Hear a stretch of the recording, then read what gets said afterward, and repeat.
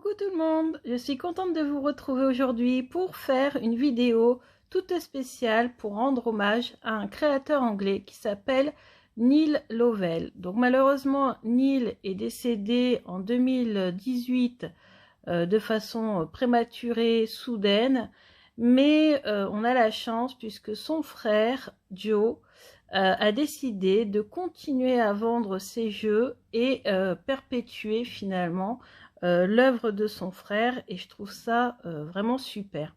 Alors comment j'ai découvert ce créateur? C'est grâce à une vidéo de Hugues de la chaîne Saint-Cy dont il nous présentait ses Lenormand préférés, et un des premiers Lenormand qu'il nous a présenté, c'est le Malepertuis Lenormand, et j'ai direct tilté sur ce jeu que j'ai trouvé magnifique, ancien, et vraiment j'ai vraiment beaucoup aimé. Alors malheureusement je vous mettrai le lien en barre d'infos, vous irez voir sur la boutique de Neil et donc de son frère que malheureusement le Malepertuis Lenormand n'est plus imprimé, enfin il est en rupture de stock. Le créateur, c'est aussi le créateur du Tilduig Tarot. Alors peut-être que vous connaissez ce tarot assez fantomatique, assez énigmatique, qui a rencontré un grand succès dans la sphère des tarologues, parce que c'est vraiment un jeu particulier. Alors je ne l'ai pas, mais j'ai découvert son jeu et j'ai eu la chance, donc j'ai lu les news de Joe, et en fait il a décidé de refaire le Tilduig Tarot avec quelques modifications, pas sur les illustrations des cartes, ça il n'y touchera absolument pas, mais sur un petit peu le dos et aussi la boîte. Et c'est vrai que la boîte, vous allez voir que je vais vous présenter 3 jeux, 3 Lenormand, 2 Lenormand qui ont été imprimés, conçus par Neil Lovell et qui sont encore en vente sur son site, et une boîte qui a été créée, un autre Lenormand avec une boîte plus rigide qui elle a été conçue par son frère à Neil, donc par Joe, puisque Neil a conçu les cartes, enfin il avait fait tout le travail, mais malheureusement il est décédé soudainement et il n'avait pas conçu la boîte. Donc je vous montrerai tout ça après. Voilà, je voudrais vraiment rendre hommage à ce créateur parce qu'il avait comment on va dire, un talent, faut dire ça, hein, il avait vraiment un talent énorme. Et aussi je voudrais rendre hommage aussi à son frère, parce que malgré la douleur, etc., du décès de son frère, il a quand même voulu poursuivre son œuvre, et ça c'est quand même assez rare, et c'est grâce à Joe que moi j'ai pu me procurer ces jeux. Donc ce sont des jeux auto-publiés et à un nombre d'exemplaires quand même très limité, hein. Je vais vous expliquer à chaque fois le nombre d'exemplaires pour chacun des jeux. Donc le Malepertuis et le Tilduig Tarot ne sont plus disponibles. Donc j'ai découvert d'autres jeux sur la page du Malepertuis. Donc c'est le nom de la maison, on va dire entre guillemets, de publication créée par Neil Lovell. Et je suis tombée amoureuse du Lotstrop Lenormand version colorée, puisque vous avez la même chose en version noir et blanc. Donc celle-ci, cette version-là, a été imprimée à 750 exemplaires. J'ai aussi craqué pour le Arabian Lenormand. Donc vraiment, je vous expliquerai pourquoi tout à l'heure j'ai craqué pour ce jeu-là. Et le dernier, donc celui qui a été imprimé à titre posthume, hein, donc vraiment après le décès de Neil, donc la boîte a été conçue par le frère, par Joe, c'est The Legend of the Wizard Laird. Donc là vraiment c'est un jeu qui est plus dark, hein, qui est beaucoup plus sombre, que je pense utiliser plutôt dans la période de Samhain et ouais, même pendant l'hiver, on va dire plutôt aller octobre, novembre, décembre, janvier, donc c'est dans ces eaux-là. Parce que là, pour l'instant, avec le retour du printemps, j'ai du mal à me connecter avec les jeux très sombres. Mais je l'ai pris quand même parce que celui-là a été édité a été publié, imprimé, je vais y arriver, parce qu'il n'a pas été, voilà, il a été imprimé à 2000 exemplaires, et celui-ci, je ne l'ai pas dit, mais à 750 exemplaires. Donc 1750 et 2000 exemplaires. Donc vous voyez, ce sont des jeux auto-publiés et avec un nombre d'exemplaires quand même assez limité. Ce qui fait que ces jeux sont pour moi ce que je considère comme des jeux de collection, c'est-à-dire des jeux qui plus tard seront difficiles à trouver. Et en plus, quand on sait le talent du créateur, et c'est un créateur qui forcément est coté, je me suis dit que ça faisait également des Lenormand de collection. Donc j'ai commencé par vous présenter tout d'abord le Logstrop Lenormand, que j'ai utilisé à de nombreuses reprises. Donc en fait j'ai beaucoup de Lenormand et en fait je peux vous dire qu'avec certains les messages sont clairs, nets et précis, et avec d'autres on va dire qu'il y a certains Lenormand qui sont un peu plus timides et j'ai des messages qui ne sont pas aussi limpides, et je peux vous dire que celui-là il les cache. Tous les tirages que j'ai fait avec, d'ailleurs vous l'avez vu dans la dernière vidéo, sont vraiment des messages qui sont francs, quoi, qui sont vraiment directs.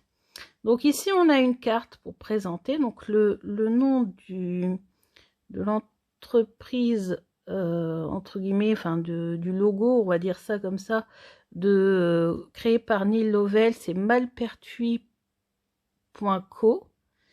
Hein, donc vous avez le site internet, je vous mettrai en barre d'infos. Donc c'est Malpertuis, d'où le nom de Malpertuis Lenormand que je vous ai parlé, dont je vous ai parlé au début de la vidéo. Donc vous voyez, j'adore, c'est rose, c'est kitsch. On a l'impression que c'est un jeu qu'on aurait pu trouver dans une commode du 19e siècle, vraiment. Hein, c'est magnifique. Vous avez le dos qui est comme ceci. Et les tranches sont en vieil or. Donc or antique. Vous voyez. Alors, on va passer en revue toutes les cartes. Donc, vous avez le chiffre ici, chiffre romain pour le numéro de la carte. On a ici le symbole cartomantique et vous avez l'illustration qui est entourée, et tout ça sur un papier, on va dire, ça fait effet parchemin, et puis c'est brillant, vous voyez, donc les couleurs sont quand même assez vives. Et le papier est de très très bonne qualité, je pense que c'est du 350 facile. Donc vraiment très très bonne qualité. Et puis quand c'est de l'or comme ça, bah franchement ça bouge pas trop. C'est très très costaud. Donc voilà, donc, je passe en revue les cartes. Nous avons 2 hommes et 2 femmes. Donc là ici nous avons le livre. Le cavalier sur un vélo. Donc c'est ambiance, c'est époque victorienne. Le fouet, il n'y a pas le balai, les oiseaux, le cercueil. Ça c'est le Joker, donc il y a toujours une carte de Joker dans les Lenormand de Neil Lovell. Et là avec la corne d'abondance, bon forcément c'est une carte qui annonce l'abondance, hein, la richesse. Les étoiles avec l'observatoire, comment on va dire, je sais plus, pour observer les étoiles que l'on trouvait, hein, au sommet des châteaux au 19e siècle. D'ailleurs, si vous visitez la maison de Jules Verne à Amiens, bah, vous verrez que il y a un observatoire, ça y est, ça me revient, un observatoire dans sa maison, au dernier étage. Donc les souris, l'ours. Alors le cœur, donc là ça fait assez steampunk je trouve, hein. C'est vraiment le cœur version anatomique. On avait beaucoup de planches anatomiques à l'époque victorienne.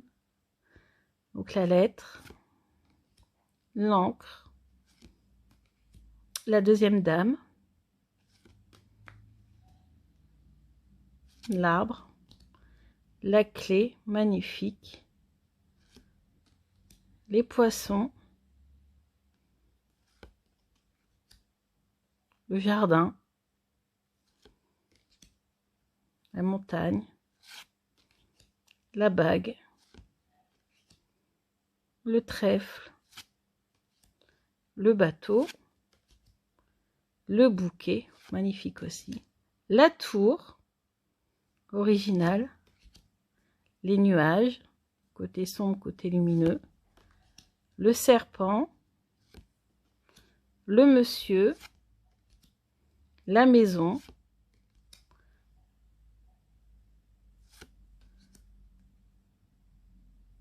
le renard, la cigogne, la faux, la lune, le soleil, la croix et l'enfant.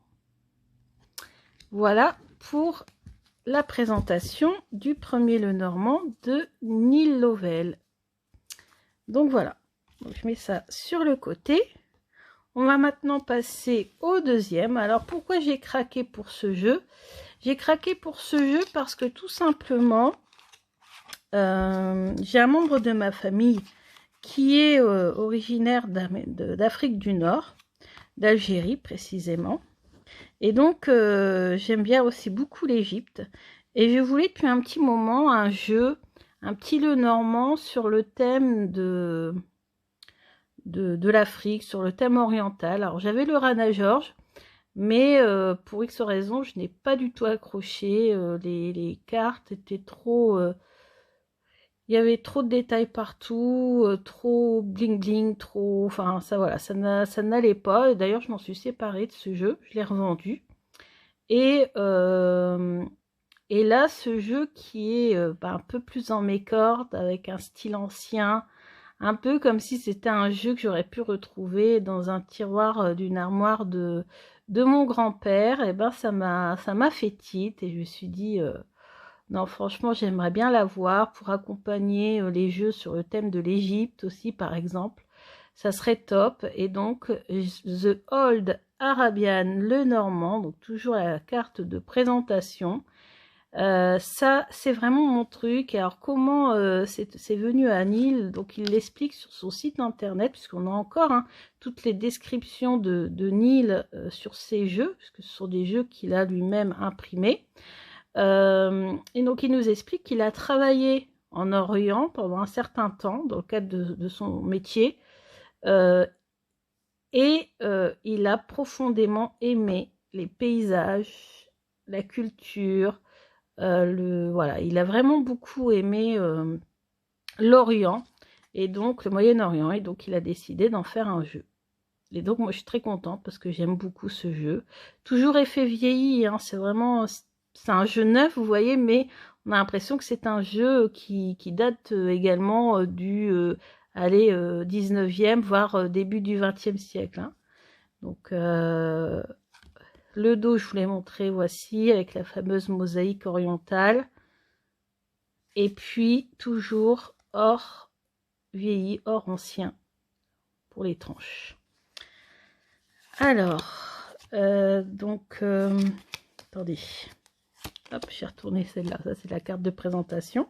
La boîte, je vous ai montré. Hop. Alors, je suis pas trop fan de ces boîtes cartonnées.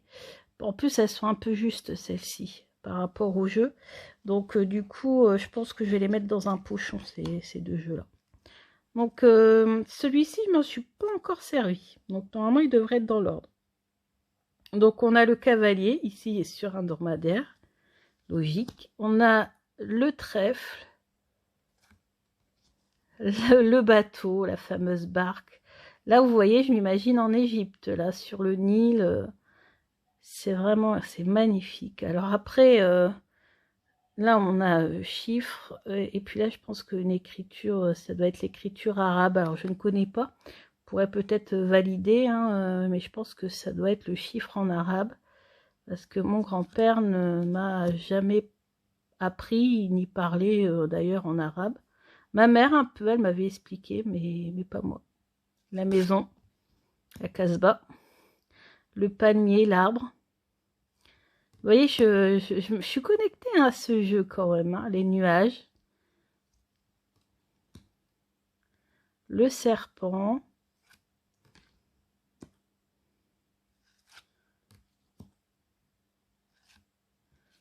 Vous voyez, il est magique aussi ce jeu. Mais si vous fouillez un petit peu le site de Malpertuis, le site de Neil Lovell, vous verrez que ces jeux sont vraiment magiques. J'ai hâte que le Tildwick Tarot ressorte, parce que je vais le prendre, ça c'est sûr. Et je pense que pour tous ceux qui ont des capacités médiumniques, il doit être vraiment excellent. Donc là, on a l'enfant. Alors le renard, c'est un fennec, hein, je crois ça. L'ours des montagnes. Les étoiles, magnifique carte, j'adore. Et toujours comme sur le Tildwick Tarot, toujours cet effet un peu fantomatique. Vous voyez, il y a toujours comme une petite brume en fait. La cigogne, le chien, la tour, le jardin. Jardin oriental, donc j'en ai visité un au sud de l'Espagne, dans l'Alhambra. Les jardins sont somptueux.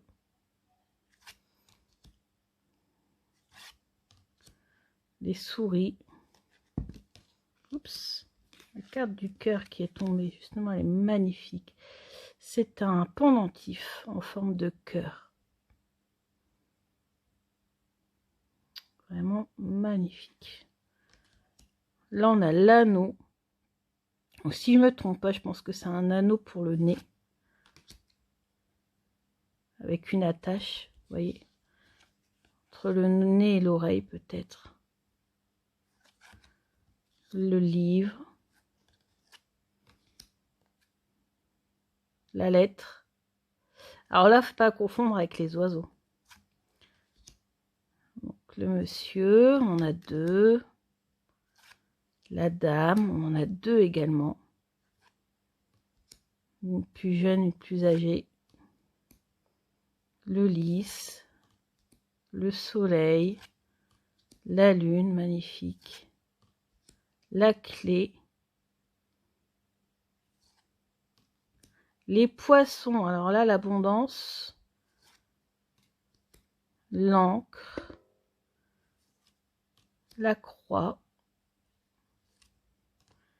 Et le joker, donc là ce sont les épices. Et les épices, bien sûr, ça symbolise la richesse de l'Orient. Donc voici pour ce deuxième jeu. Donc c'est The Arabian Le Normand. Donc celui-là, je crois que c'est 1000 exemplaires. Ouais, c'est ça. Et le Lothrop, c'est 750.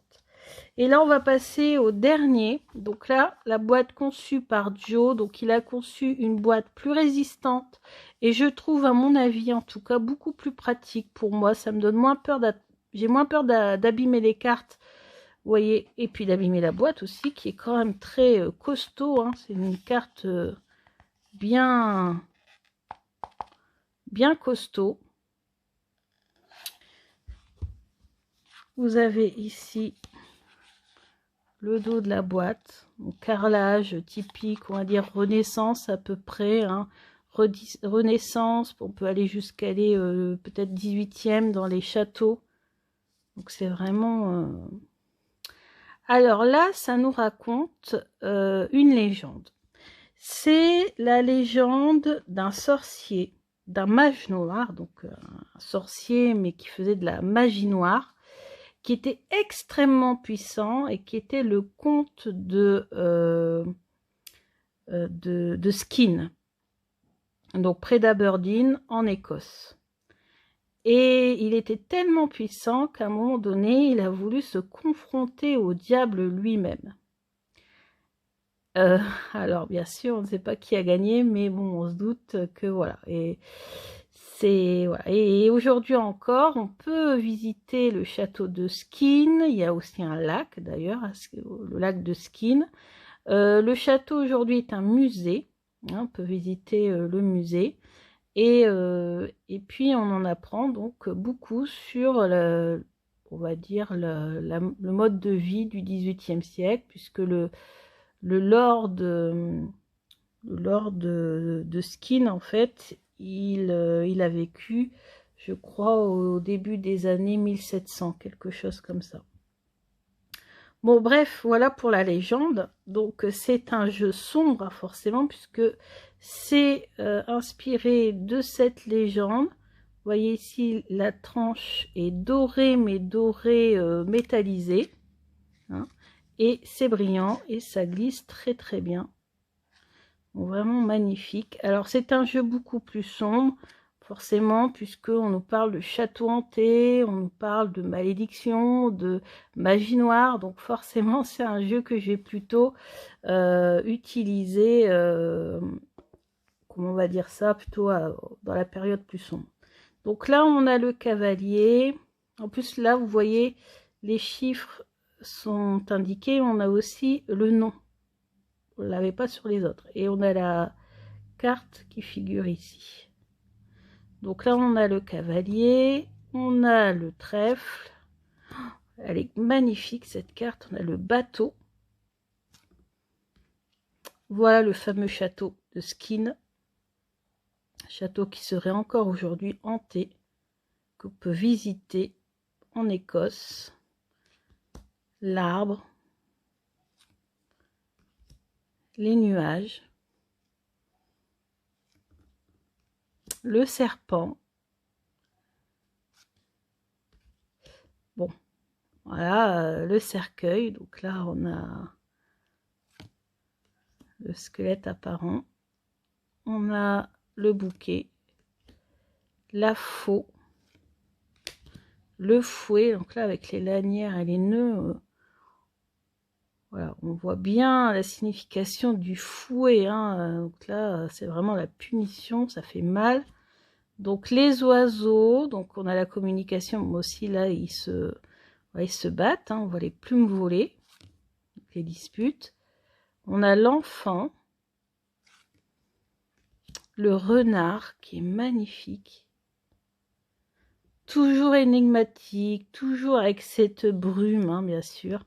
Et des fois même quand on utilise ce jeu, on a l'impression que oh là là, cette carte est magnifique. Quand on regarde bien ce jeu, des fois on a l'impression que les brumes, ça forme quelque chose, hein, une image. Donc ça c'est notre esprit, hein, bien sûr, qui nous joue des tours, mais c'est vrai qu'il est énigmatique. Cette carte-là est ma carte préférée du jeu.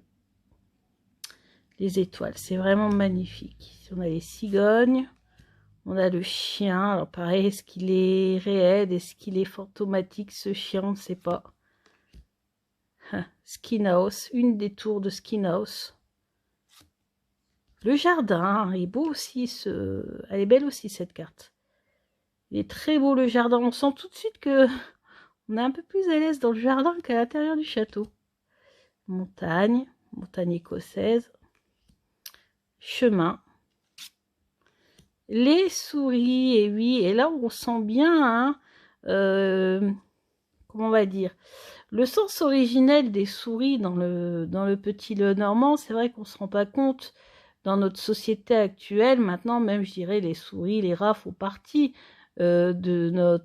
Enfin, peuvent être considérés comme des animaux de compagnie, carrément.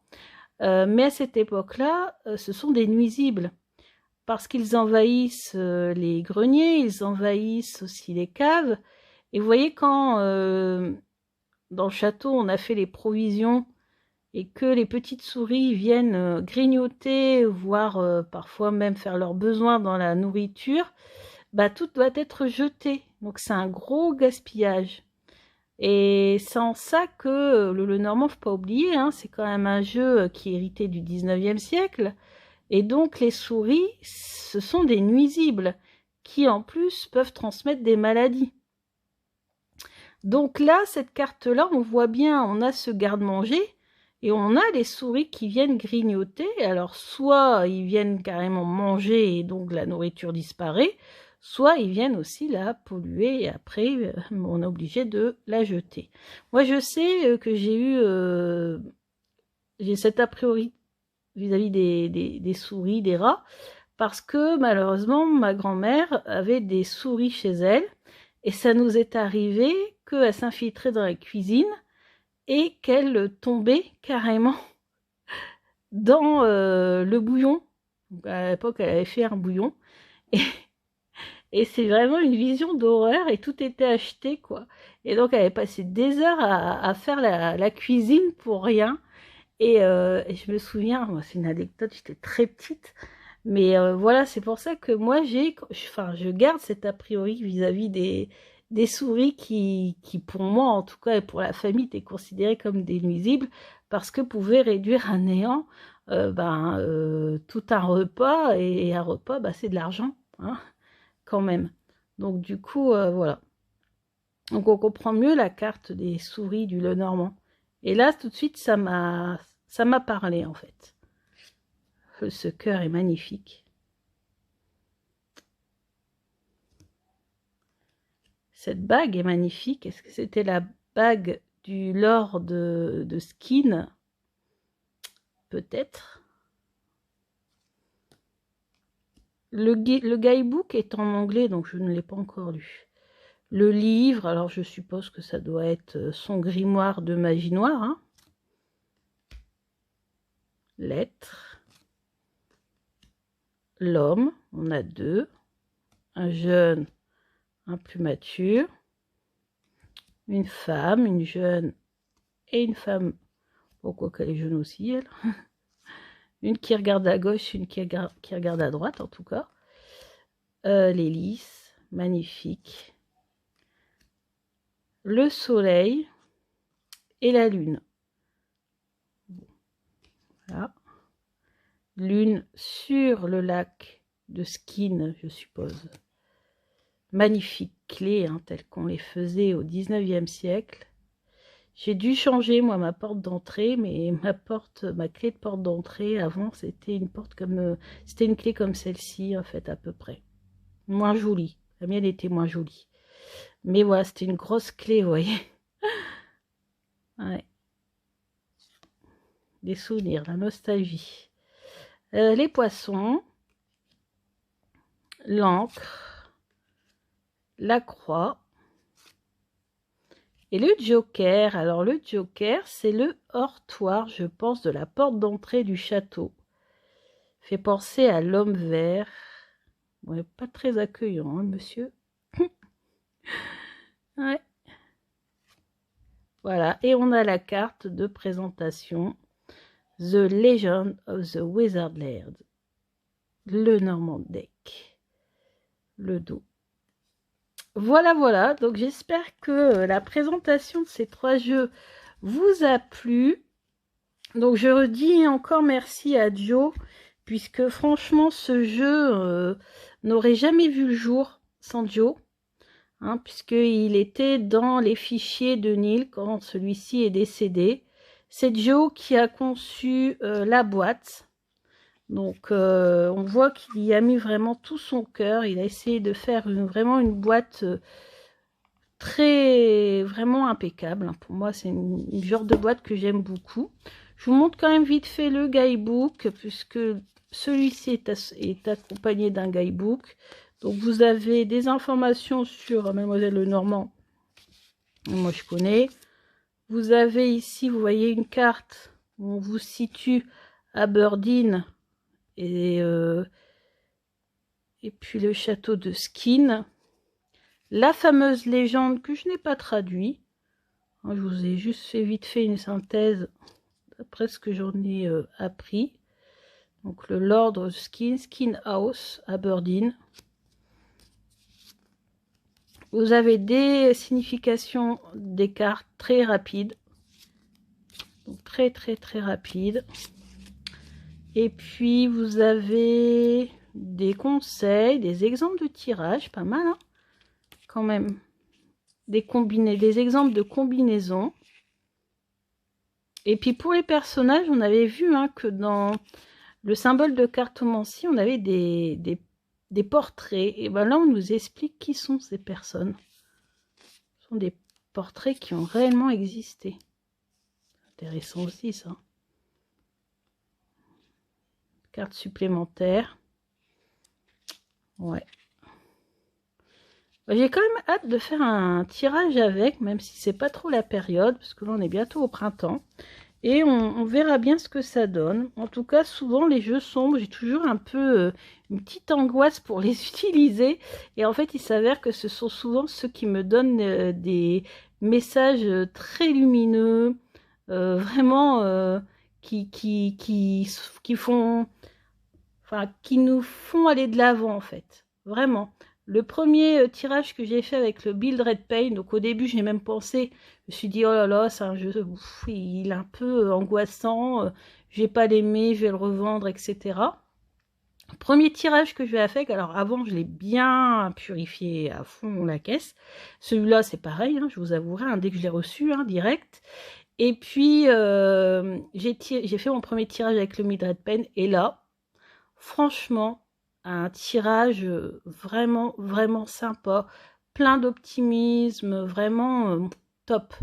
Et donc, on verra bien si c'est la même chose avec ce jeu-là, comme quoi, il ne faut pas se fier aux préjugés. Et puis, si vu qu'il est en l'honneur d'un grand sorcier, peut-être qu'il va avoir une partie de sa puissance aussi, pourquoi pas, ça serait possible.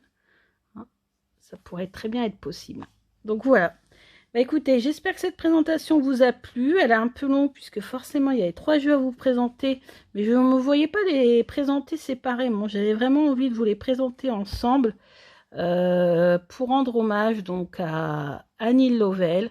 Donc je vous mets le lien en barre d'infos et j'enverrai le lien de la vidéo au frère de Neil pour le remercier également. Je lui dirais bien que je lui envoie vraiment toute ma gratitude pour le travail qu'il a fourni, la boîte qui est magnifique et surtout le fait d'avoir pris la relève et nous permettre à nous qui découvrons plusieurs mois, plusieurs années après la mort de son frère ces jeux et qui sommes intéressés de pouvoir à nouveau les acheter. C'est vraiment super et de pouvoir refaire le Tidwig Tarot puisque dans les news vous verrez que il y a un article où il explique qu'il va refaire le Tidwig Tarot pour ceux qui n'ont pas pu se procurer le jeu, donc c'est vraiment exceptionnel. Je vous remercie beaucoup de m'avoir écouté, je vous embrasse bien fort.